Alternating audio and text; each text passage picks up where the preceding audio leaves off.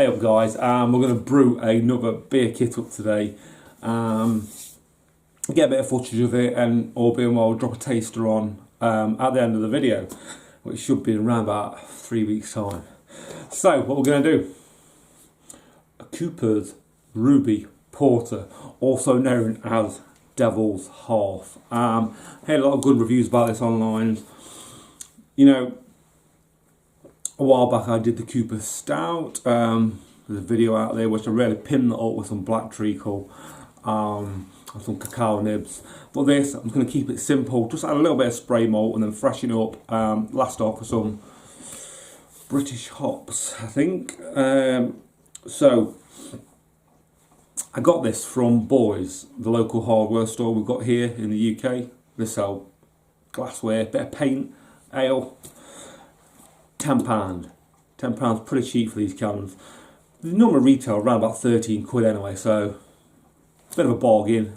I'm investing. What we're going to do, we're going to add to it some dark spray malt. They recommend the Cooper's Enhancer, 1 kilo of it, but couldn't find that. Fair enough, I can get some Muntons Enhancer, 1 kilo, but we'll just use the Muntons dark spray malt. 3 lots of 500 grams, so 1.5 kilos. The reason why I've got 3 lots is because, as you can see, February 2018. What's that? 7 months? On the borderline. Should be alright. They let me have them half price, so I've got all of them 3 spray malt for £6. I'm very happy with that. Yeast wise, yeah, we get the standard Cooper's yeast in there, as you can see. I think I'll use that. I'm not too sure yet. You'll see in the video coming up. I already have a Cooper's yeast in my fridge as well from the stout that I brewed up, but I swapped that out, so I might put both the Cooper's yeast together. If not, I do have some USO5 in, or some USO4. And then finally, we'll have to have around about 6 days fermentation, get it out. I'll give it a good dry hop with some Sovereign. I've got that in the freezer. I think it's fell out of love with the British public, Sovereign hops have. So that style, it's more Fuggles into it, that's more of the go-to hop. But like I say, Sovereign, earthiness, a bit of a floral tone, so it will pair really well with the porter. That's the plan. Watch the video, you know as it works, and then we'll come back in a few weeks and draw off the keg. Ruby Porter, kit to keg. Let's do this.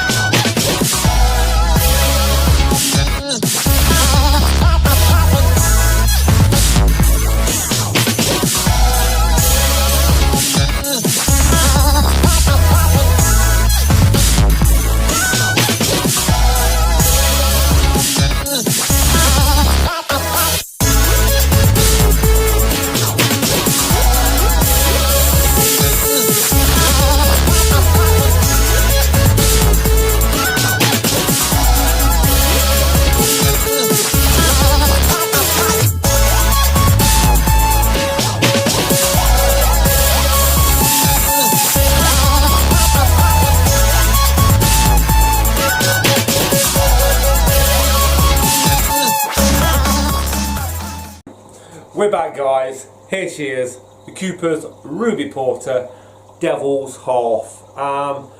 There you go, you can see the ruby lacing, shining through this lovely roasted black porter. Right, a nice little fluffy mocha style head. I thought it was only fitting I put it in a Guinness glass. a nice souvenir I picked up from a wedding reception, this was.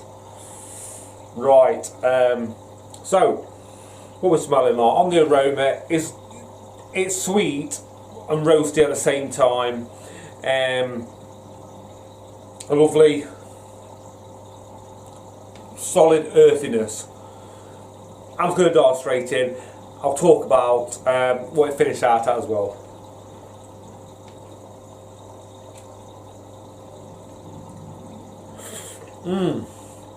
Great lacing around the glass. Mouthfeel lovely and thick.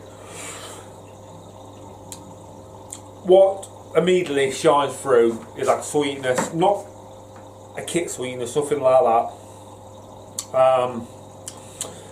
I put 3 packs of spray malt in, like I told you, got them half price, and then I added 50 grams of Sovereign hops, day 6, for another 5 days. And them Sovereign hops have really played that part of freshening the kit up last off, basically, because the sweetness and the